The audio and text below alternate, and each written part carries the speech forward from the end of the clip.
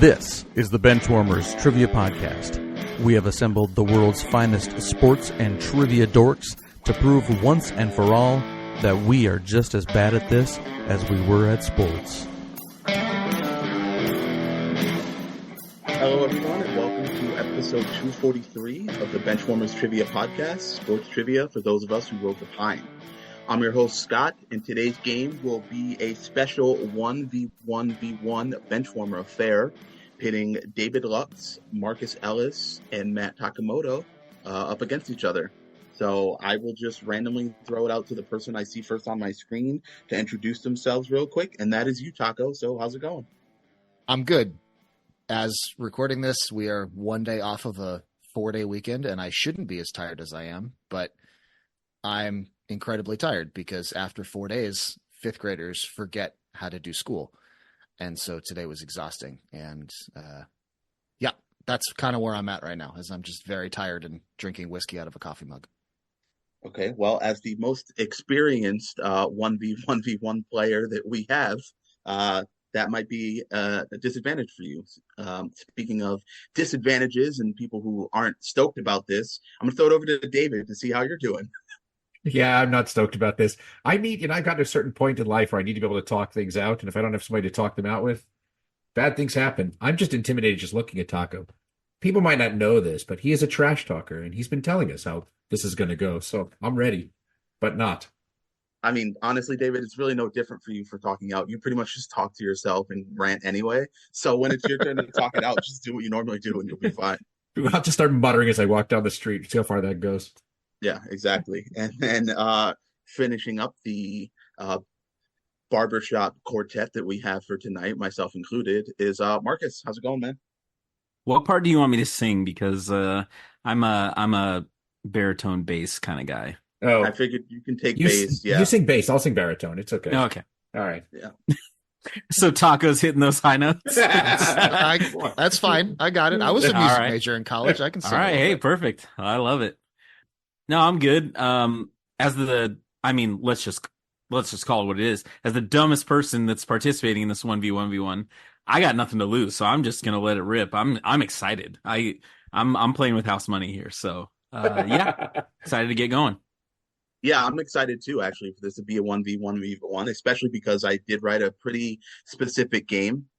So now I'm even more interested to see how it's going to play out, because there are some unprecedented things that are going to happen in this game tonight. Before we can get into that, though, we are going to throw it over to Benchwarmer Emeritus Dan for the rules. The game will consist of 4 quarters of play, each with different trivia style.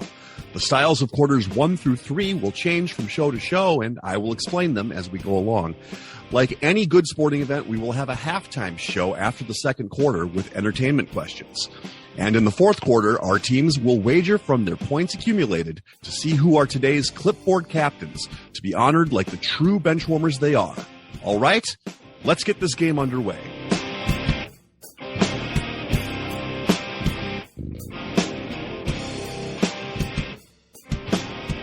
Yeah, Dan's excited too. Did you hear that? Did you hear the vigor? He sounded like Howard Finkel.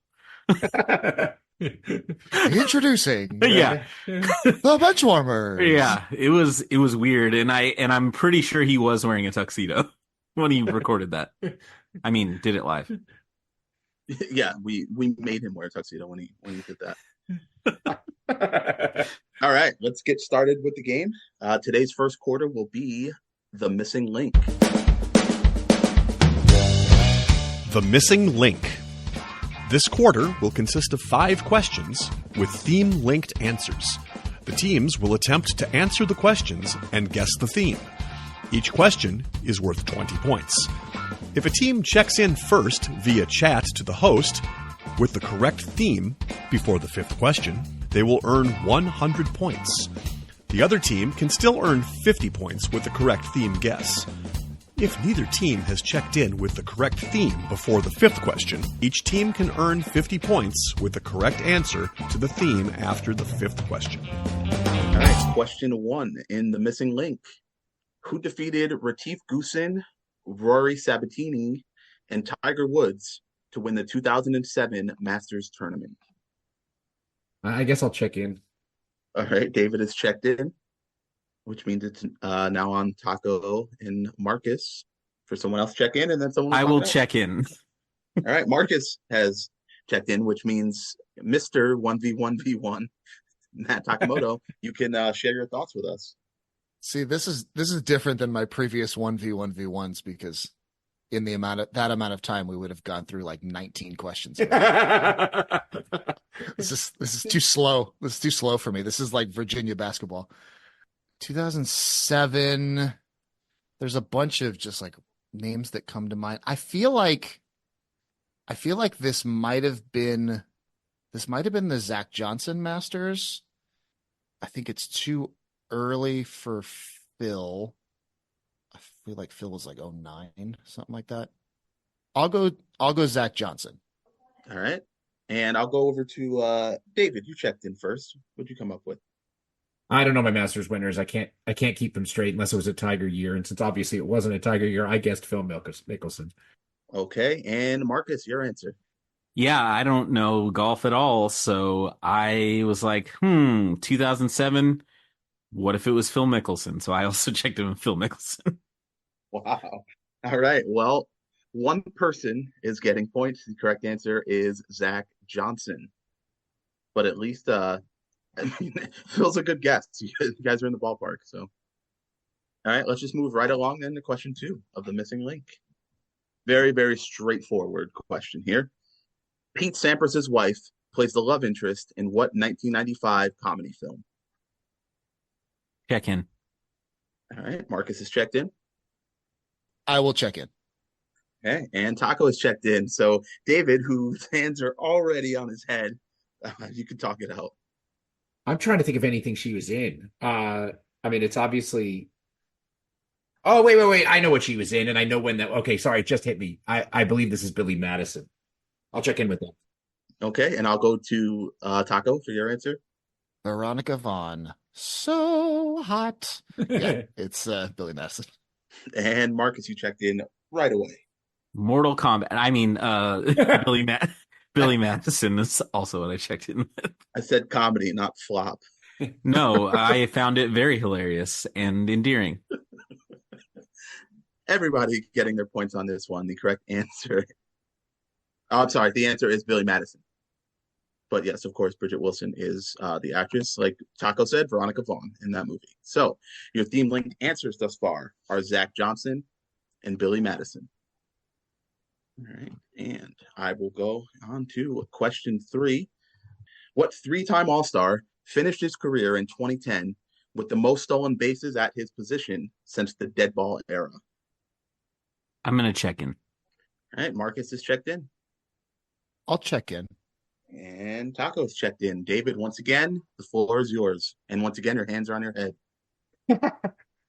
Well, this one I at least have a fighting chance. So I mean, I've seen this list enough times to know who a lot of the stolen base guys are by position. So I mean, it's obviously not Ricky, who would be the most for the outfield. I think Joe Morgan is for second base. He retired way before 2010. I think Bert Campaneris is still the shortstop leader. He was way before 2010. These are guys that I grew up watching. Third base, I can't place anybody. First base, I want to say it's even Bagwell. The only guy I can think of that's even close is Jason Kendall, and he would have retired about 2010. He could have easily had the most by a catcher. So I'm going to check in with Jason Kendall. All right. And Marcus, your answer? I also checked in with Jason Kendall. Okay. And Tako? Yeah, the wording of the question kind of made me think maybe this is a catcher because catchers don't tend to steal many bases. And 3-time All-Star retired around 2010 made sense. So I also checked in with Jason Kendall. And everybody is correct and getting points. The answer is Jason Kendall. In fact, when you look at the list of all-time stolen bases for catchers, you don't recognize anyone until Jason Kendall and then Carlton Fisk and then Pudge. And they are 3rd, 5th, and I believe 8th, respectively. So everybody else is like a Matt Doherty 1900 player. All right, your themed answers thus far are Zach Johnson, Billy Madison, and Jason Kendall. And that brings us to question 4 of the missing link. In 2004, he was named AP Coach of the Year following a 13-0 season in which his team didn't even play for a national championship. Check in. All right. Taco's checked in, Check in. and Marcus is checked in. Okay. I think I'm going to check in with Tommy Tuberville. Do you think, or are you sure? I'm absolutely positive. Okay. And over to Marcus for your answer. I also said scumbag Tommy Tuberville. Okay, and Taco, your answer? There's a long and illustrious list of bad United States politicians, and Tommy Tuberville is somehow near the top in this long and illustrious history of bad politicians. So I checked in with Tommy Tuberville. That I agree with, by the way. And I agree that all three of you are receiving points. The answer is Tommy Tuberville, which means your Theme Blink answers are Zach Johnson, Billy Madison, Jason Kendall, and Tommy Tuberville. All right, question 5 of the missing link. Speaking of coaches, in 2005, this coach joined Joe Hall, Dean Smith, and Bobby Knight as just the fourth to win a Division I national championship as a player and a head coach. I'll check in. All right, Taco's checked in. Oh, God. I'll check in. Okay, David is checked in, which means Marcus, you can talk it out. Oh, I didn't want to do this. I don't know why I can't think of who the national championship was in 2005. I mean, I was a senior in high school. Oh, gosh. I mean, Kansas was good around then. Obviously, UNC beat Illinois the next year. Or maybe it was the year after that. I don't even remember. Oh, gosh. This is interesting because I know the theme. I'll just throw that out there. And it's not helping me. Or at least I think it's not helping me. Ooh. I don't know. I don't want to drag this out because none of this is making sense in my head. I'll check in with Roy Williams. All right, and I'll go over to David for your answer. So it just hit me like a bolt of lightning. 2005 was absolutely Roy Williams, but then I was like, wait a minute. That doesn't fit what I think the theme is. And that was the year they beat Illinois. And then I was like, oh, it's Kim Mulkey from Baylor. It doesn't say anywhere it's a men's coach. That's why I was completely thrown. So anyway, Kim Mulkey. And Taco, your answer. I remembered the sage words of noted feminist Eric Eade that not all answers are men. And I checked in with Kim Mulkey. Yes, the correct answer is Kim Mulkey. Obviously won with Louisiana Tech, I believe in 88. And then with Baylor in 2005 on the women's side. So that is correct. So the Theme Link answers are Zach Johnson, Billy Madison, Jason Kendall, Tommy Tuberville, and Kim Mulkey. I did get correct guesses from all three benchwarmers for the theme. I will say that David was far behind the other two. So sorry, David, you will not be getting the 100 points. But I will say that both Marcus and Tako were about 3.5 seconds apart on sending me the correct theme after question 2. But I will go to the individual who sent it first for the 100 points for the answer, and that is Mr. Takamoto. Yes. So as soon as Zach and Billy hit, it was pretty much curtains, because as a boy of a certain age, the Power Rangers were very, very important and as a cultural touchstone to the elder millennial community. So yeah, as soon as Zach and Billy hit, I knew it was Power Rangers, and then I spent the rest of the time making an exhaustive list of all the other Power Rangers characters, and that helped me quick check in Tommy Tuberville and Kim Mulkey because I had those names teed up. So all right, so great round, especially for Tako there, who was perfect in that round. So after the first quarter, we have the following scores. Tako in the lead with 200, David with 130, and Marcus with 110. We wanted to let you know that we are on Patreon if you'd be interested in supporting us financially. Your contributions will be used to help us cover the costs that it takes to bring you the high-quality sports trivia you have come to expect from us.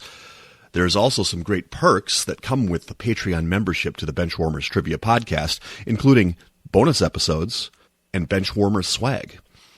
You can find us at patreon.com/benchwarmerstp. Thanks. Which will bring us to today's second quarter, and that is going to be Curriculum Vitae. Curriculum Vitae. In this round, the host will list the teams and years for which a player spent time and may also give a few fun facts about each player. Each question is worth 20 points.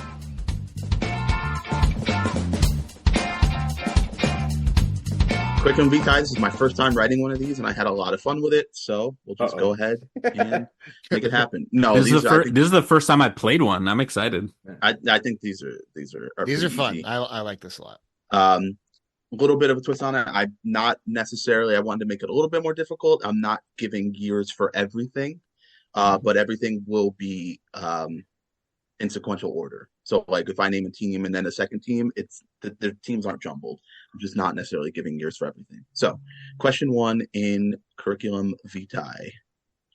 2006 fourth round pick, Denver Broncos, Miami Dolphins, Chicago Bears, New York Jets, New York Giants, Seattle Seahawks, New Orleans Saints, 6-time Pro Bowler, 2-time All-Pro, never played a playoff game. I'll check in. David's checked in. I'll check in. All right, Tako has checked in. Markkus, you can talk it out. Ugh, I don't like this. I don't like this one bit because it's a draft question, but it's a fourth round pick and it's a lot of teams. But a 6-time Pro Bowler and a 2-time All-Pro for that many teams, and he played for my Seattle Seahawks. That's really the tough part that I'm struggling with. I think this is Leon Washington, and that's what I'm going to check in with. Okay, and I'll go over to David. You got all excited when you figured this out. What did you come up with? God, listening to Markkus reason that out, now I'm nervous that I was too quick on the trigger there. And now that Markkus mentioned the Seahawks, I don't remember him on the Seahawks, so I don't know why I'm blanking on that. But I checked in with Brandon Marshall. Okay, and Tako, your answer?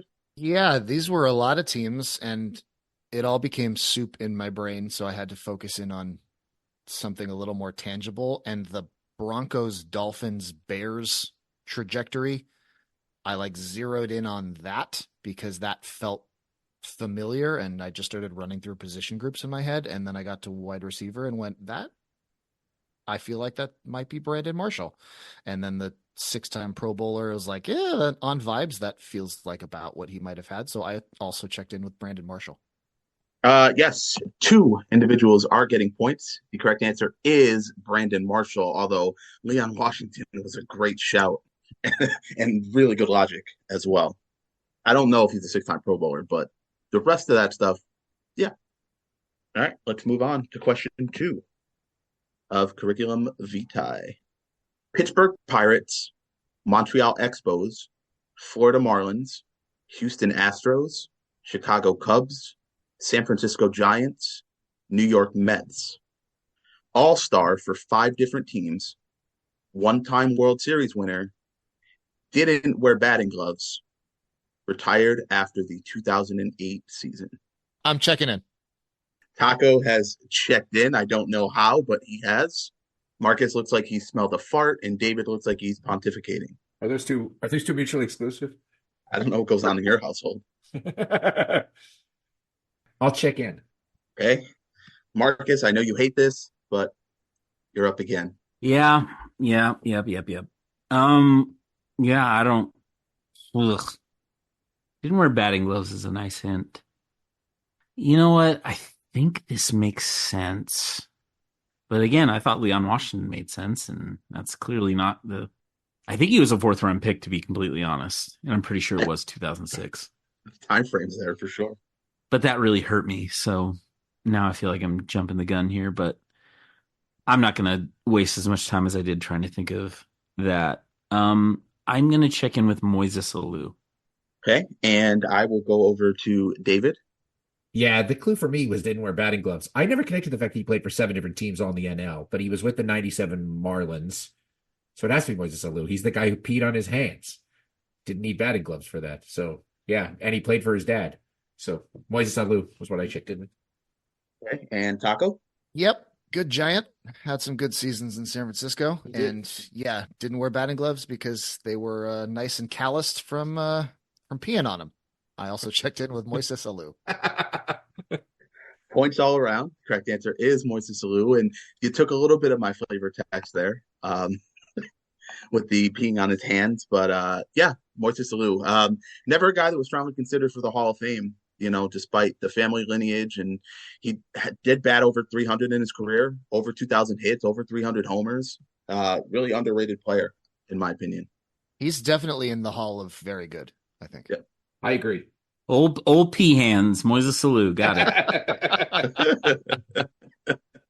There's an episode title. Yeah. And Markkus, I just checked. Leon Washington was a 4th-round pick in the 2006 NFL draft. Okay, so I'm not an insane person. Right. Not for that, at least. All right, let's move on to question 3 of Curriculum Vitae. Played 2 years in the SEC. Denver Nuggets, Phoenix Suns, Denver Nuggets, New York Knicks, Phoenix Suns, Detroit Pistons, San Antonio Spurs. One-time All-Star. Oh, one time. Oh. Oh no. And no years? Oh my God. Oh, I can't believe this. I'll check in.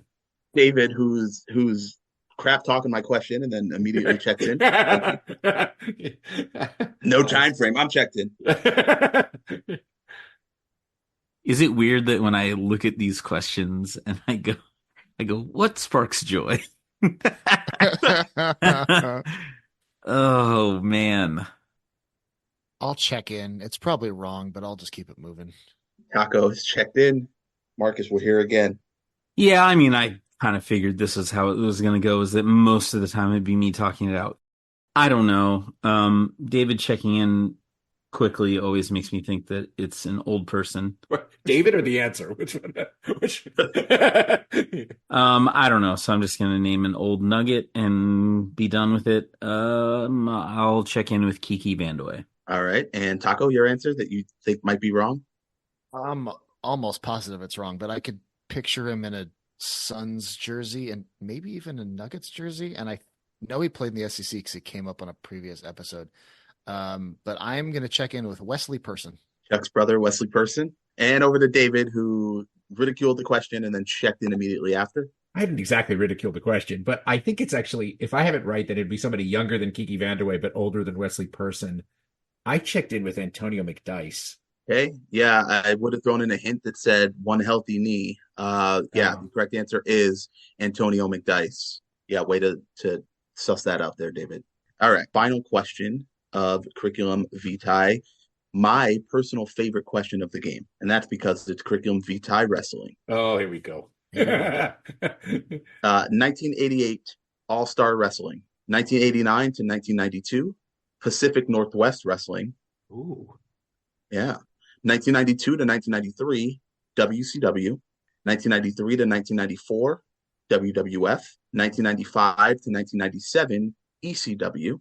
1997 to 1999 WCW. 1999 to 2000 ECW. 2000 to 2003 WWF/E. 2003 to 2010 TNA. And 2023 to current MLW. I'm going to check in. Markkus has checked in. I'll check in. Taco's checked in, David. Very quickly, you can try to talk it out. The only guy I could think of that was in Pacific Northwest Wrestling then that had such a long career, and if I'm right about this, would be a guy that, as our friend Eric Walling would say, would be on the cover of Jewish Sports Quarterly, along with Bill Goldberg and MJF and other such Jewish wrestlers. I believe this might be Raven. So I'm going to check in with that. Okay. And Tako, your answer? I have no knowledge of Pacific Northwest Wrestling from 1989 to 1992, surprisingly. So I went on Vibes, somebody who was in and around ECW around the turn of the millennium and has been wrestling recently. And I'm going to check in with Sabu. Okay. And Marcus, your answer. MLW, I know for a long time was based out of Chicago, and my friend Elise lives out there and go to MLW shows all the time.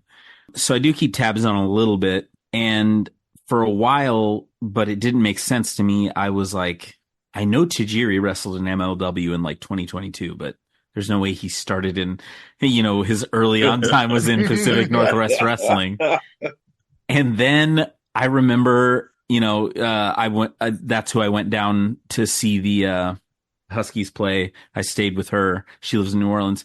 I remember her telling me, oh, there's been these vignettes in MLW and Raven is wrestling. And so, yeah, it just all clicked into place. Very hazy, that New Orleans trip, but I also checked in with Raven. Okay. Well, 2 people are getting points. The correct answer is Raven. And this is just ridiculous to look at, like the way that he jumped back and forth, particularly in the 90s, was astonishing. Fun fact about Raven, he is the only wrestler to have an action figure from ECW, WCW, WWF, and TNA. Well, see, that should have been a fourth quarter question right there. Yeah. The action Yeah, figures. because it wasn't hard enough like this. Yeah. Wait, what's it? Right. What's his real name? Scott Levy. Levy. Yeah. He's totally a member of the tribe. Yes. Scott Levy. It's not Raven.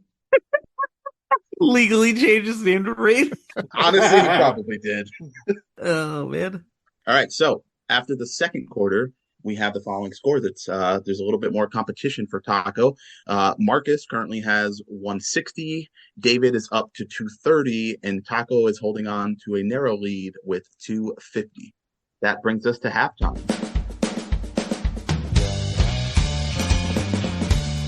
It is now time for the halftime show. There will be 3 entertainment questions. Each question is worth 25 points. This halftime is going to be the actor version of Curriculum Vitae. So I am going to give years in this one. So just years and movies that they appeared in, and you tell me who the actor is. All right. So question 1 in halftime. 2000, Big Mama's House and Romeo Must Die. 2001, Exit Wounds. 2002, Barbershop. 2003, Malibu's Most Wanted. 2004, Harold and Kumar Go to White Castle. 2005, Hustle and Flow. 2007, Transformers. Check in. Marcus with the quick check-in. Get a check in. David is checked in. Tako, you can share your thoughts with us. I think, God, I'm trying to remember if he was. I think he was. I think this is Anthony Anderson. I think I remember him from Harold and Kumar, although I haven't seen it in forever. Yeah, I'll check in with Anthony Anderson. Okay. And David, your answer? I'll have to admit that I haven't seen half of these movies, but I also came up with Anthony Anderson. Not surprised to hear that you haven't seen half of these movies. And Marcus, your answer? Anthony Anderson was the employee at Burger Shack that tells them to go to White Castle. Sometimes when I think about those tender, juicy burgers, it makes me want to burn this mother down. Come on, Boogie, let's burn it down. Yeah. Once we got to Malibu's Most Wanted, I was almost positive it was Anthony Anderson. So that's what I checked in with. That is correct. Points all around. The correct answer is Anthony Anderson. He currently hosts the game shows We Are Family and To Tell the Truth. Both are available for streaming on Hulu. Question 2 in Curriculum Vitae halftime. 2000, Gone in 60 Seconds. 2004, $1 Million Baby and Crash. 2006, World Trade Center. 2010, The Lincoln Lawyer. 2012, End of Watch. 2015, Ant-Man and the Martian. And 2022, Moonfall. I can see his stupid face. I can too. That's where I am too. I can totally see his face. Sorry, I didn't mean to say, I didn't mean to say stupid face, but yes, I did. I'm gonna check in. Marcus is checked in. I'll check in. No, God Yes, yes, Yeah. Tako is checked in. David, talk it out. What are you thinking? Well, I know exactly who this is. I just can't remember his name. His name. I can picture him in The Martian. I can picture him in Ant-Man. I can picture him in World Trade Center. It's definitely him. His name is. I'm not going to come up with it. I'll tap. I'm done. I checked him. David, Checked him. David with the tap. I'll go over to Marcus, who was the first to check in on this one. Yeah, I was saying his stupid face, but really I'm talking about how in every movie he plays the same character, and it's him tossing one-liners and his accent, and he talks like this all the time. Yeah. It is Michael Pena. Yes, that's exactly. Yes. David, let me do the host stuff. And say yes. We got one player to hear from still. Tako, what'd you come up with? Yeah, it took me a while because you left off my favorite Michael Pena movie, which is Shooter. Ooh. That's one of those that I will, whenever it's on TV, I will stop and watch it because it is so stupid and so great. Yeah, Michael Pena. I actually left off Shooter specifically because I didn't think David would know what that was. The correct answer is Michael Pena.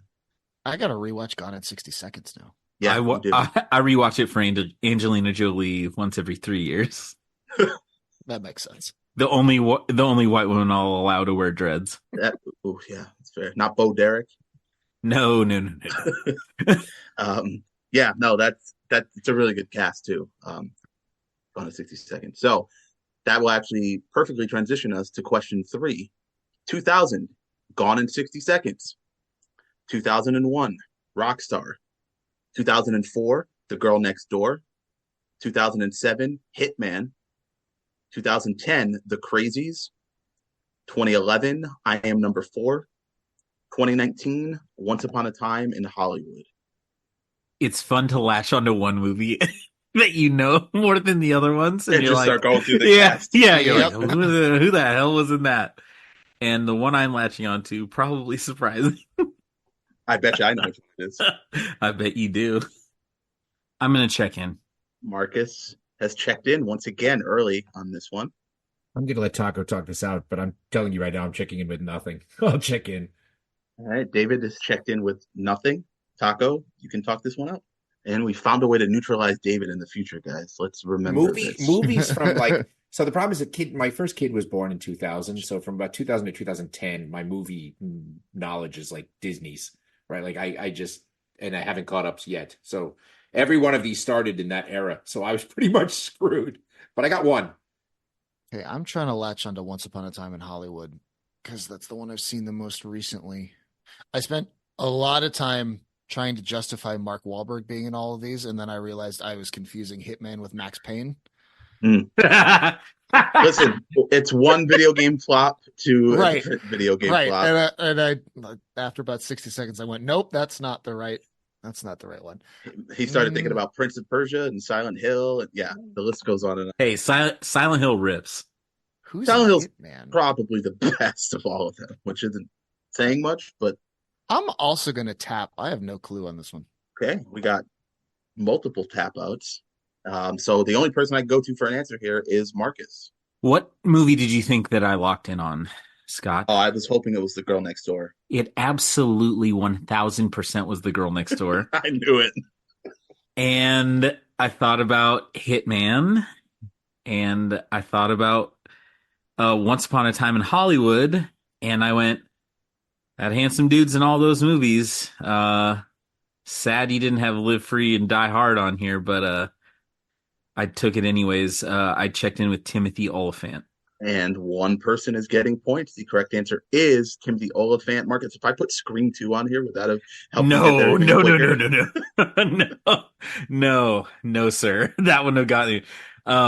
But yeah, I cannot get him out of my head. Whenever I see him, regardless of what he's in, I immediately think of sleazy porn guy from The Girl Next Door. Yep. I'm just upset that you mentioned Gone in 60 Seconds twice, and I was like halfway writing down Giovanni Ribisi both times, and it was not Giovanni Ribisi either of those times. Okay, I've now heard the answer, and I'm still confused. Who is this person? Do you remember the show Justified that was on FX? yeah, so my flavor of text is, in addition to movies, Oliphant has also started successful TV shows such as Deadwood, Justified, Damages, and Santa Clarita Diet. Oh yeah, Santa Clarita Diet. That was the most recent one. Yeah, he is so. I remember seeing he's in my favorite episode of Archer. He plays Archer's best friend, and I remember H. John Benjamin did an interview, and he goes, "I was kind of pissed off the whole day we were recording because I was like, how is this guy so handsome and good at everything?" Because he was so effortlessly charming in that show, and you can't even see his face. But yeah, no, I love Timothy Oliphant. All right. After halftime, we have Markkus cutting into the deficit a little bit here with 235. David slightly ahead with 255, and Tako hanging on to the lead with 300. This brings us to the second half. So we've done missing link, CV, CV. So of course we're doing missing link again. Oh my so God. Today's What? third quarter will be the second missing link. Oh my God. Unbelievable. I told you what this a was twist. unprecedented. What a twist. The missing link. This quarter will consist of 5 questions with theme-linked answers. The teams will attempt to answer the questions and guess the theme.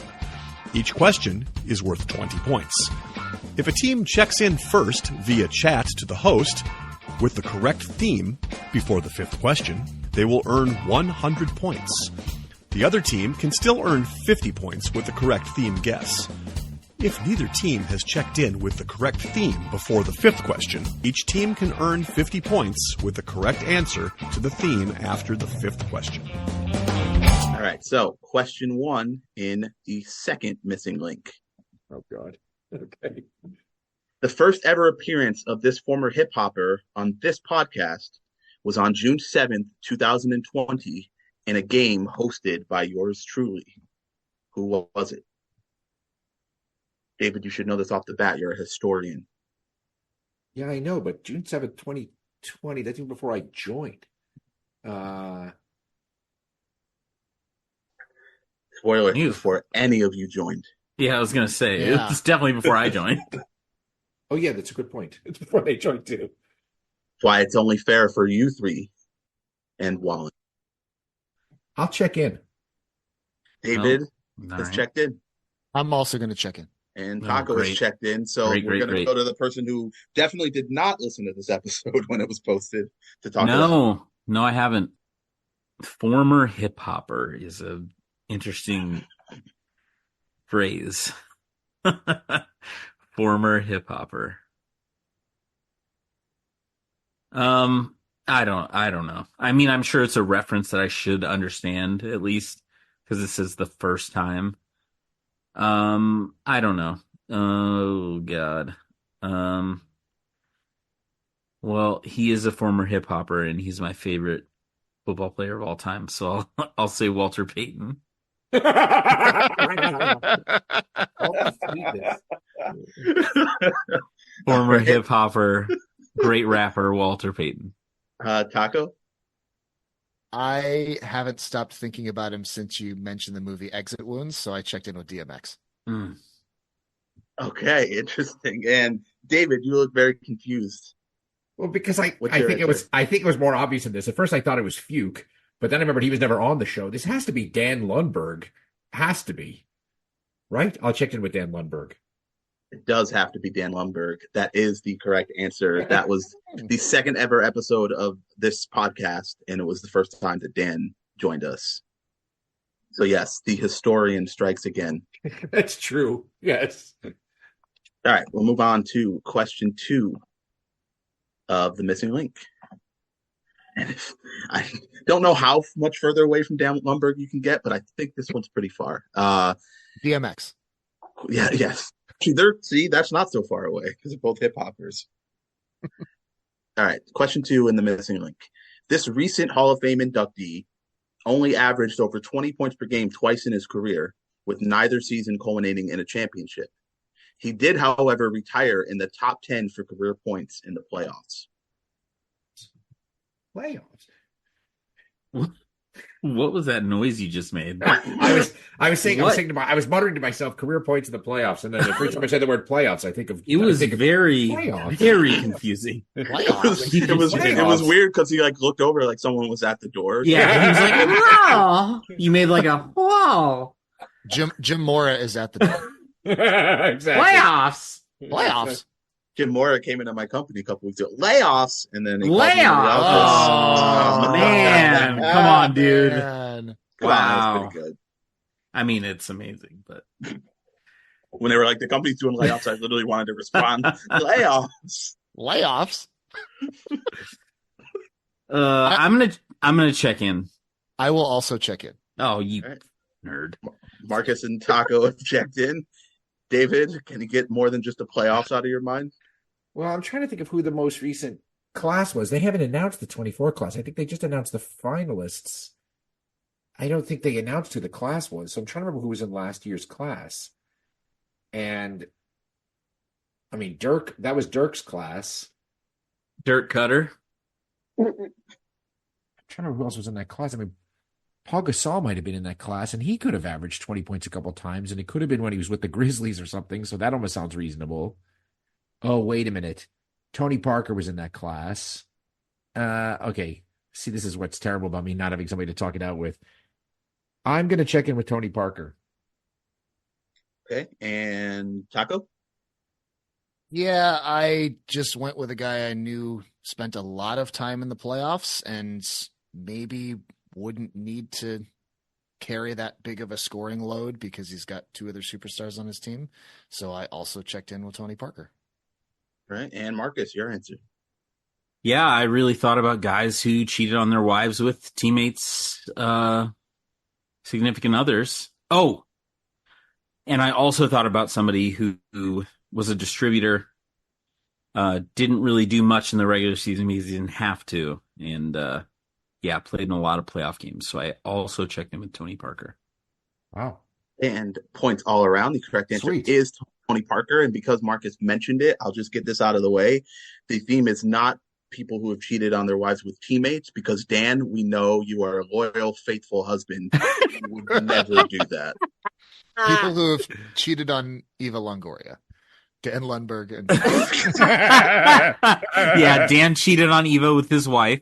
She didn't know about it at all. Right. But People who have cheated.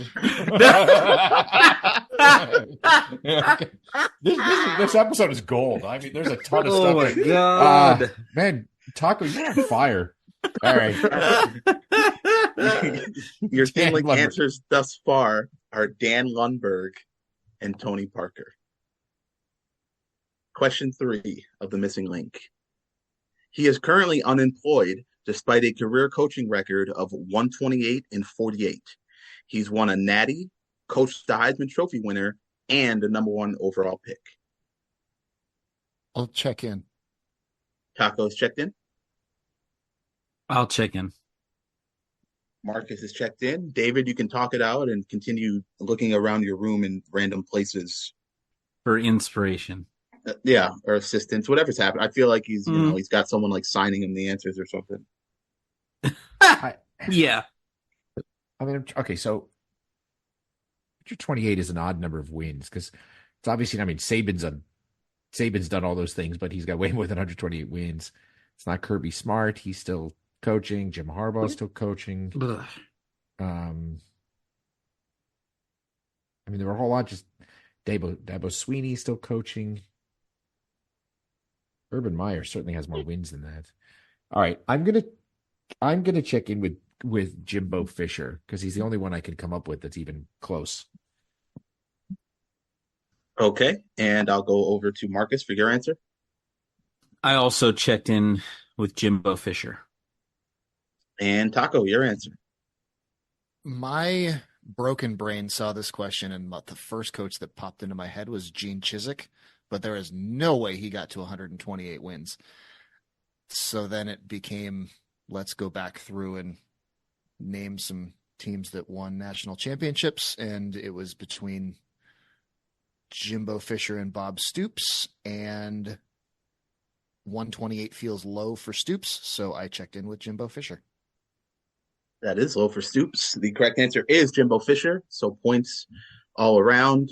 Yeah, it's not a lot to say. I mean, he's unemployed now. I don't really know what's going to happen, but that $77.5 million buyout was the largest in college football history from A&M this past season. That's why he's unemployed, because despite all the funding in the world, despite bringing in number one recruiting class after number one recruiting class, Texas A&M finally figured out that Jimbo Fisher, not great at coaching football. He's good at recruiting football teams, not good at coaching football, and that's okay. Good for him. Yeah. All right, your theme-linked answers thus far are Dan Lundberg, Tony Parker, and Jimbo Fisher. We'll move on to question 4. In 2008, he recorded his first postseason win before ever winning a regular season game. He also saved 2 playoff games for the team that drafted him just 1 year earlier. I'm going to check in. Markkus is checked in. There he goes. He's looking over again.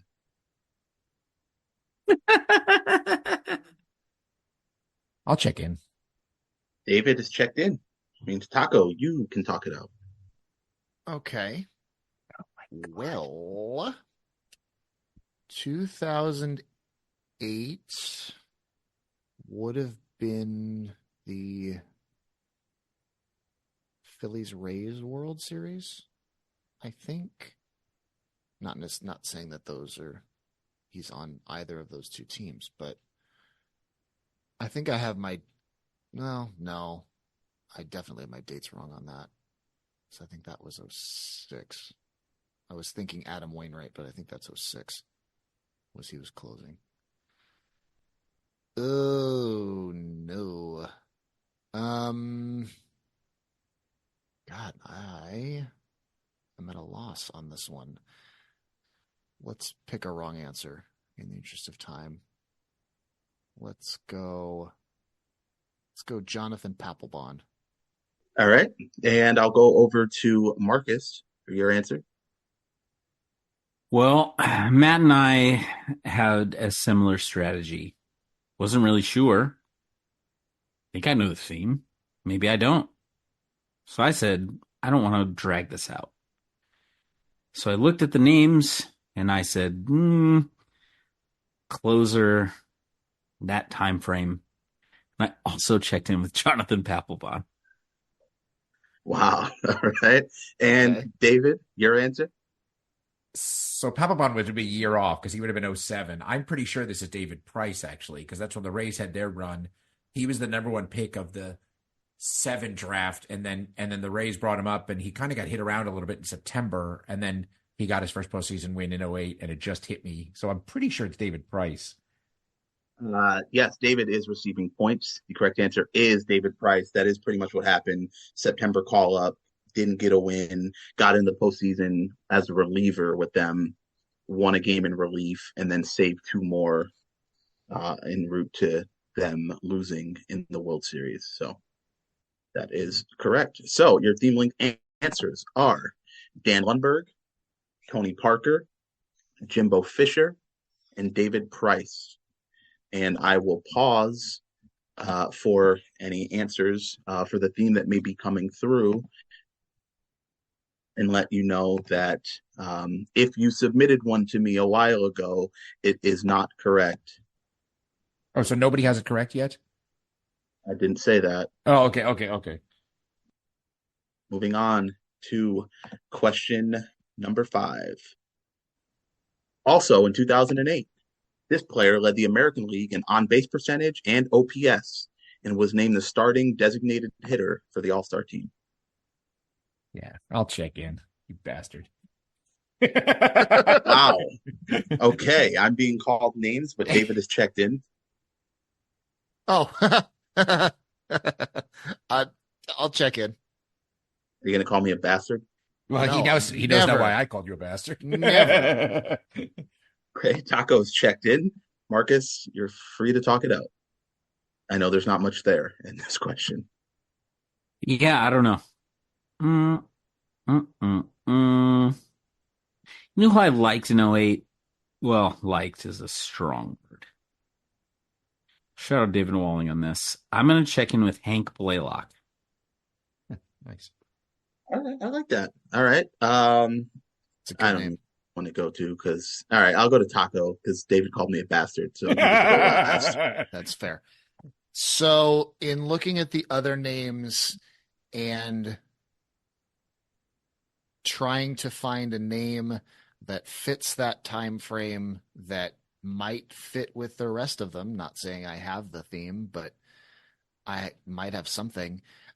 One name jumped out, which is why I yelled loudly into the microphone, and I checked in with Milton Bradley. Okay, and David, your answer? Yeah, right before this question, I texted Scott and they said, if your answer to the last question is Milton Bradley, then bravo. So it's Milton. It's got to be Milton Bradley. It is Hank Blaylock's teammate in 2008 for the Rangers. Milton Bradley is the correct answer. So points for Tako and David on that one. So your themed linked answers are Dan Lundberg, Tony Parker, Jimbo Fisher, David Price, and Milton Bradley. I have received 2 correct theme submissions. Since we're all friends here, Markkus, you are free to send me one, or not even send it. You can just say it if you have anything. No, I don't have anything. We're done. We're done here. I have no idea. Okay. And now I'm going to give it to David. However, Tako will be the one receiving the 100 points because David sent me an incorrect theme before he sent me the correct theme, even though it was before you, Tako. You sent it just before the 5th question correctly, so you will be getting the 100 points.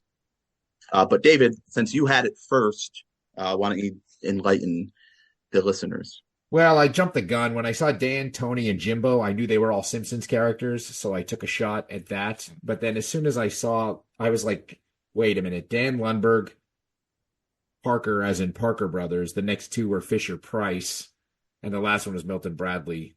So I don't know if you wanted toys or game makers or something like that, but I submitted game makers.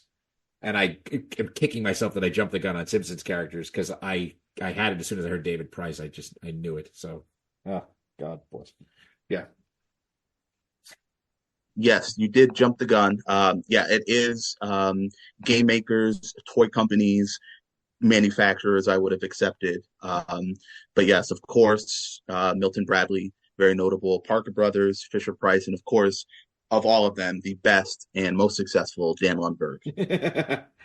Well, he's our favorite. I needed Fisher Price to slap me in the face, otherwise I wasn't going to get that one. Yeah, that's kind of where that was. Although, when it comes to incorrect guesses, I actually prefer Markkus's after 2. I was like, oh crap, that is right. And then obviously it didn't break your way, but that was really good. Markkus sent me 1st round draft picks, quarterbacks drafted in the 1st round of the 83 draft. Oh, after Dan, Tony Eason and Dan Marino after Dan and Tony, and I was like, Jim Kelly could be Jimbo. Jimbo Kelly. Okay. Yeah, true. So, but I had to get Todd Blackledge in there somewhere, or Todd anyway. Yeah. All right. After the 3rd quarter, we have the following scores. Markkus has 275. David has 355, and Tako, once again, getting the 100 points for the missing link, is ahead with 500. Right, and that brings us to the 4th quarter.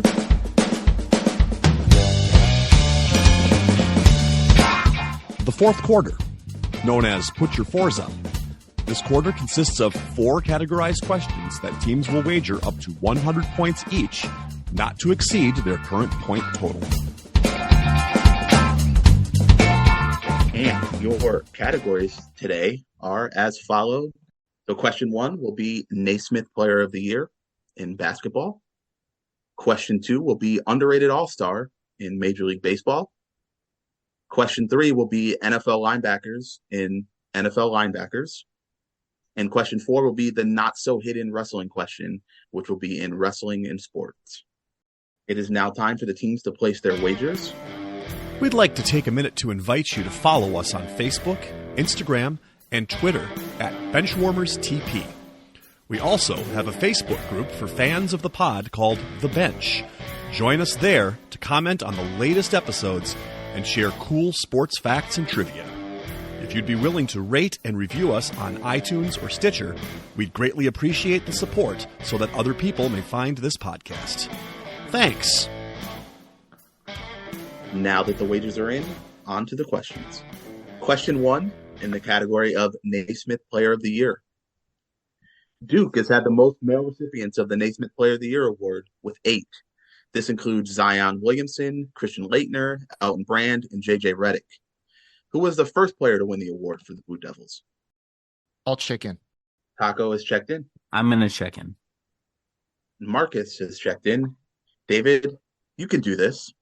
Yeah. Okay. So you mentioned Zion, you mentioned Laettner, you mentioned Brand, you mentioned Redick. So now the question is, can I do with the other guys from Duke that have won?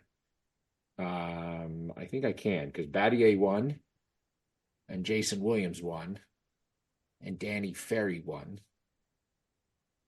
and Johnny Dawkins was just before Danny Ferry. Has to be Johnny Dawkins. I'll check in with Johnny Dawkins. How many points? For 100, sorry. Okay. And Markkus, your answer and wager? I checked in with Johnny Dawkins for 69 points. Nice. And Tako? I checked in with Danny Ferry for 80. Ooh, 2 people getting points. The correct answer is Johnny Dawkins in 1986. Just before Danny Ferry, like David said. And David, yep, you got all 8 players that have won the award for the Blue Devils. So, all right. So with that, the game is a little bit tighter now. Markkus is up to 344. Tako falls down to 420. Blaze it. And David is now in the lead with 455 points. I feel like this Tako might get some Jeopardy PTSD now in the fourth quarter. That's fine. No, I got the miss on the first one out of the way. If you had given me 3 more Final Jeopardies, I would have had it. It's like, fair. William Faulkner won a gold medal in which of the following? Oh, God. All right, let's see if the Nordic combined. What is the Nordic? Exactly. Yes. Let's see if Tako can redeem himself here with question 2 in the category of underrated all-star. From 1999 to 2003, this infielder made 3 all-star teams, batting over 300 in every season for a team that never won their division during that time frame. In the year 2000, he hit .330 with 24 home runs, 97 RBI, and 51 doubles, and didn't receive a single vote for MVP. Name this player. Check in. Markkus with a quick check-in. I'm going to check in. All right, David has checked in. Tako, need one from you as well, please. Okay, so Marcus's quick check-in made me think it was a Mariner, but they won the division in 01 pretty handily. So Brett Boone's out. Then I thought Edgardo Alfonso, but I think the Mets won the division. But that got me thinking NL East. And here's a name I haven't thought of in a long time, but I like it because he was a kind of a baller. I'm going to check in with Jose Vidro. Okay, for how many points? For 80. Okay, and David, your answer and wager, please. So I went first to Nomar Garcia Parra, obviously, but then I dismissed him for 2 reasons. I mean, because he had a ton of doubles and he would have had those kinds of home runs and RBI numbers, but I dismissed him for 2 reasons. One of them is that I think he had a significantly higher batting average than that. And 2, Scott would never ask a question if he knew I was going to be on about Nomar Garcia Parra, especially for fourth quarter. So I also checked in with Jose Vidro for 100 points. Okay, and Markkus, who had to quick check in and then had to sit for about 10 minutes, not exaggerating, for the other 2. Come up with. Oh, I guess I should have waited because Matt picked up on a thing, and that is that this man can be classified as Mariners legend. He's traded for Chris Snelling and somebody else. And that is Jose Vidro For how many points? for 68 points. Ooh, almost nice. Nice. Off by one. Almost nice. Every player is getting their points. The correct answer is Mariners legend Jose Vidro. He quietly ended his career with the Mariners in 2008, which is even more forgotten about somehow than his actual career, which is forgotten about and summed up by Tako going, "Oh, I haven't thought about this guy in a while." It just baffles me that those numbers back then didn't even get a single MVP vote, like 330 and over 50 doubles and 24 homers, 97 ribbies from a middle infielder, and not a single MVP vote. All right, so score update now. All three got it right, but the point differentials were different. So David's still in the lead with 555.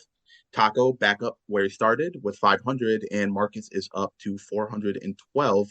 So with 2 questions left, it actually is still anybody's game, which will bring us to question 3 in NFL linebackers. In 2005, an AFC team drafted linebackers from the same college in the first and second round.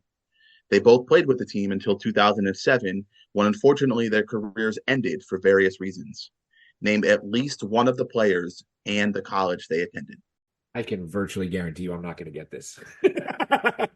This is not my... Oh, I'm going to check in. Oh, checked in. I'm going to check in. Yeah. I really want to hear Markkus go through every pick and talk this out. So hopefully Dave will. Do you actually? I do. I don't think you do. You know I do as a draft person. You know. Are you sure? Oh my gosh. I can check in. Oh. Markkus is checked in, which means David, you can talk it out. Nobody wants to hear me talk this out. I'll just tap. You couldn't have tapped 4 seconds earlier, so I know. Talk this one out. I probably should have out of fairness, but I just was trying to think of any teams that I remembered or anything I remembered about the 2005 NFL draft. But if these guys only lasted 2 years, there's just no way. I mean, 2005 is that's sort of one of my dead times. So I'll just give you my 70 points. I got nothing. Okay, so apparently zombie David Lux existed in 2005. That was one of his dead times. Markkus, I'm gonna throw it to you for your answer and wager, please. When you think about the time frame and you're talking about guys who had short careers, there's one that's very prominent because he himself was very prominent. Still in the media, still every Saturday you'd see his mug everywhere. And so it says name at least one. Do you want me to no. If you know the second one, I won't, like, if you get the second one wrong. I'm just gonna name the one, and then if Matt wants to add to it, he can. And that person for a neck injury would be David Pollock, and he played at Georgia. For how many points? So that is what I checked in with for 69 points. Nice. And Tako, who had an epiphany right before his answer. Your answer and wager, please.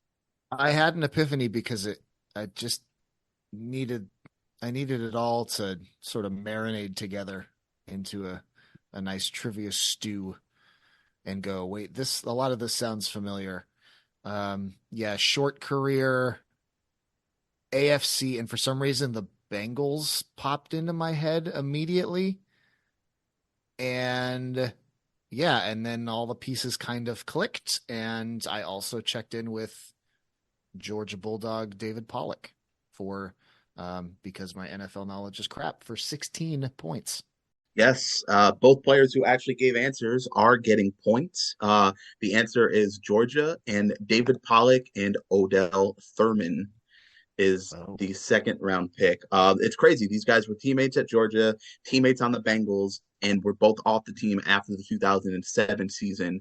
Pollock for suffering a career-ending neck injury, and Thurman suspended for multiple substance abuse violations and a violent domestic crime as well. So the Bengals he was suspended by the league and was never reinstated. And people never talk about that, but it happened.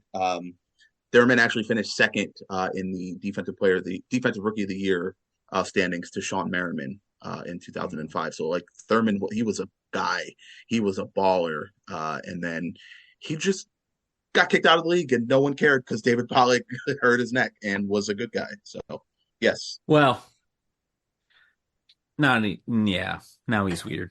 So yeah, but I mean at the time he was like as all American as like yes, yeah as it got. So who knows what that linebacking core would have looked like with those two and Vontez perfect. Yeah, Wow. they could have been disgusting. But yeah, so now after question 3, we have the following scores. Tako has regained the lead at 516. David falls down to 485, and Markkus is creeping right behind with 481. So going into the final question, it's still anyone's game, and this is the not so hidden wrestling question. During his days at Miami of Ohio, John Harbaugh was roommates with a pro wrestler who rose to fame in the 90s for multiple territories before his untimely passing. Though he is no longer with us, his son is currently wrestling for a major promotion. Name the wrestler. I am going to check in. Ooh, Markkus with the quick check-in, applying pressure on David and Tako. I'll check in as well. All right, Tako is checked in. David, instead of just the voices in your head, Randy Orton, you can actually talk to us now. I am pretty sure that this is Brian Pillman. I'm 90% sure that he went to Miami of Ohio. He had a very brief football career. I think his son is wrestling now. And obviously he's no longer with us, although that hardly makes him unique in the wrestling community. So I'm going to check in with Brian Pillman, and I don't remember how many points I wagered. Hang on. 85. Ocho Cinco. Ocho Cinco, exactly. Thank you. Tako, your answer and wager, please. I ran through the other current wrestling Nepo babies that I could think of. Both the Steiners are alive. Briefly considered Davy Boy Smith Jr. or Davy Boy Smith, but that doesn't make any sense. And then got to Brian Pillman, and I was like, oh yeah, I think he's pretty sure he's from Ohio. That sounds right. So I also checked in with Brian Pillman for 80 points. And Markkus, you were very excited when you checked in. What was your answer and wager? Well, Scott, I'm gonna be a man after your own heart right now. Available on Hulu, Dark Side of the Ring. Watch them. They're fantastic, unbelievable documentaries about some really horrific things that have happened in the wrestling business. Some of them funny, some of them not at all funny. All very emotional, but very good. Very, very good if you want to learn about some of the dark underbelly of wrestling. And in the Brian Pillman episode, as JR did like to do throughout his whole career, if you played football in college, Jim Ross was going to let the people know. Like, I'll never forget him calling D'Lo Brown the Maine Black Bear, D'Lo Brown. And I remember him saying many times that Brian Pillman played at Miami of Ohio, and his beautiful son Lexus King. I mean Brian Pillman Jr. Yeah, so I checked in with Brian Pillman for 69 points. Nice. Yes, everyone is getting their points. The correct answer is Brian Pillman, who, of course, tragically passed away on October 5th, 1997, hours before the start of In Your House, Bad Blood, which, of course, is better known for That's Gonna Be Kane!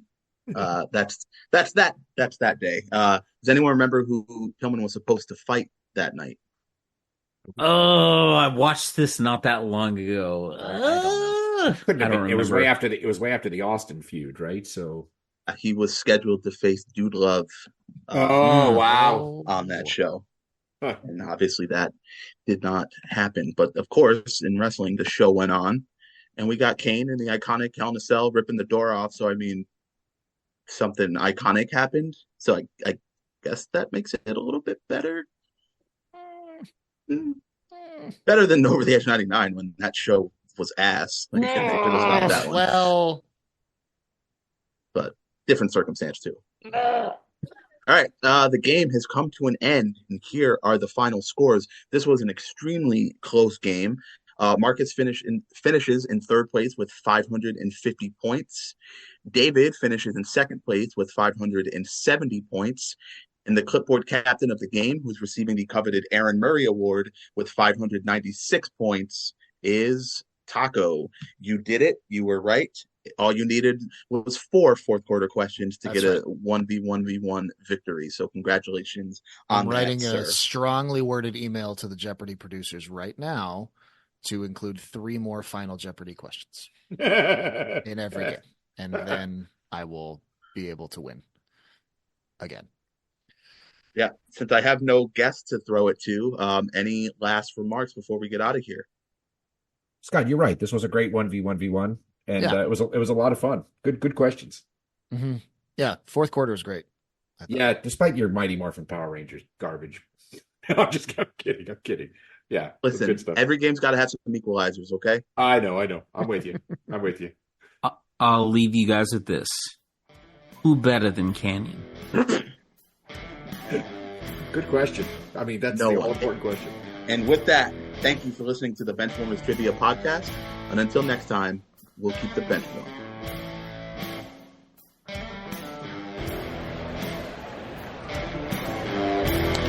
That ball hit high and deep. Stretch! Get on back there. They look up. You can put it on the board. Yes! Into deep left center for Mitchell. And we'll see you tomorrow night. That great music you're listening to is by Justin Nozick. Thanks to him for producing that music for us. You've been listening to the Benchwarmers Trivia Podcast. Make sure to check us out on all of our social media. We are at BenchwarmersTP.